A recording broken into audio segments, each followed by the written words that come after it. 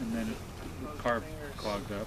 Bring the fucking thing here, and clean the carb, get that, quit again. And, all right, whatever. And so he's like, I'm getting a new generator. So he got a new generator.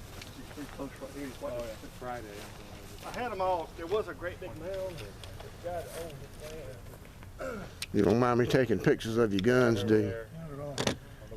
I'll probably put this video on YouTube So at some point in time. To be replace the Get it down. 20 amp plug with a 30 amp plug on a cable that I made years ago. Turned into, well, so then I fixed this phone and put the back connector on. It came back as a temperature cutout. I could tell it was okay. Nothing wrong with it. Wiggle the connector on the board. Starts lighting off. It's like, piece of shit. Hook this generator up. Brand new Westinghouse generator. Cranks it up. Shells, that's what you're talking about. Yeah, I got a bunch.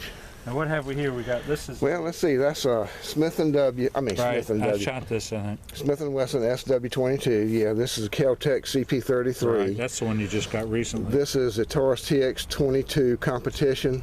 Okay. This is a High Point 9mm carbine. Ooh. This is a Benelli Nova 12 gauge pump. Beautiful. This is a Rock Island Armory VR80 12 gauge semi-auto. 12 gauge. There's some fun gun right down there. You got a lot of I fun had a done. Kalashnikov. Oh, really? I got rid of it. It was a beast. Yeah. Well, oh, you on the forum? No. Okay, I guess I was looking at somebody else that was talking about a Kalashnikov that they had. I bought a Rite